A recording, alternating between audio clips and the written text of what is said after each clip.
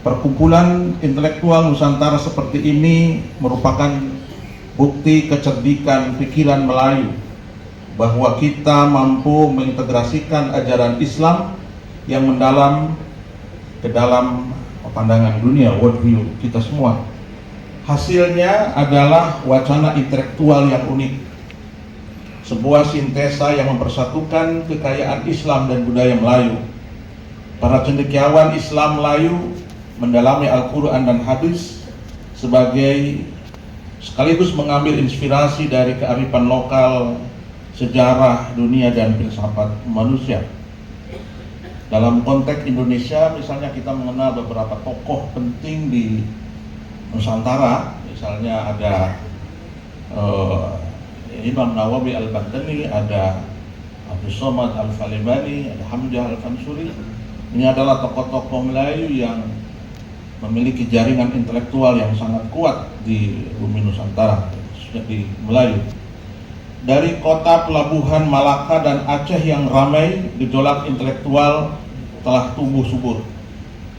Para ulama sudah terlibat dalam diskusi dan pengajian, menulis komentar terhadap teks-teks Islam, dan menghasilkan karya orisinal yang menjawab tantangan zaman mereka.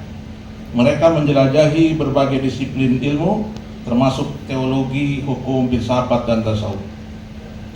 Salah satu dari pemikiran Islam Melayu adalah penekanannya pada kasih sayang, harmoni, toleransi, dan keadilan sosial. Ajaran Islam tentang kasih sayang dan kesetaraan sangat sejalan dengan etos Melayu tentang keharmonisan komunal dan rasa hormat terhadap semua orang. Para sarjana Melayu telah mengembangkan penafsiran hukum Islam yang inovatif untuk memenuhi kebutuhan unik masyarakat mereka dengan memastikan bahwa agama tetap relevan dan responsif terhadap perubahan zaman. Sementara para sufi di dunia Melayu menghasilkan karya-karya yang sangat indah dan berwawasan spiritual, menginspirasi generasi-generasi para pencari kebenaran dan penuntut ilmu. Bukti sejarah menggarisbawahi ikatan yang mengakar di antara masyarakat Islam Melayu. Penyebaran Islam ke seluruh wilayah yang difasilitasi oleh perdagangan dan migrasi menghasilkan warisan bahasa, budaya, dan agama yang sama. Kesamaan ini memupuk rasa solidaritas dan saling mendukung, sehingga memungkinkan kawasan ini mampu menghadapi berbagai badai tantangan. Konsep ummah atau komunitas Islam global telah menemukan lahan subur di dunia Melayu. Di luar implikasi teologisnya, hal ini terwujud dalam bentuk kerjasama yang konkret. Misalnya pertukaran cendekiawan, pelajar, dan kalangan bisnis telah menghasilkan memfasilitasi penyebaran pengetahuan dan praktek yang terbaik, best practice. Kemitraan ekonomi, khususnya dalam kegiatan perdagangan dan maritim, telah berkembang di bawah payung persaudaraan ini. Namun tantangan globalisasi, modernisasi, dan fragmentasi politik telah memberikan tekanan pada ikatan ini. Maraknya politik identitas ditambah dengan kesenjangan ekonomi telah menciptakan kompetisi, bahkan perpecahan. Terlebih lagi, momok ekstremisme, baik agama maupun sekuler, seringkali mengancam akan mengikis fondasi kepercayaan dan kerjasama. Upaya mempertahankan dan memperkuat persaudaraan Islam Melayu regional diperlukan pendekatan multisektoral. Pertama, kita harus berinvestasi dalam program pendidikan dan pertukaran budaya untuk menumbuhkan pemahaman bersama tentang sejarah, agama, dan nilai-nilai. Kedua, inisiatif kerjasama ekonomi harus diprioritaskan untuk menciptakan manfaat nyata bagi masyarakat di kawasan Asia Tenggara. Ketiga, organisasi masyarakat sipil harus diberdayakan untuk berperan dalam mendorong kemandirian dan kemajuan. Penting untuk ditekankan bahwa persaudaraan ini bukan tentang eksklusivitas, tetapi inklusivitas. Ini tentang membangun jembatan bukan tembok. Hal ini juga tentang memanfaatkan kekuatan keberagaman untuk menciptakan wilayah yang lebih harmonis dan sejahtera.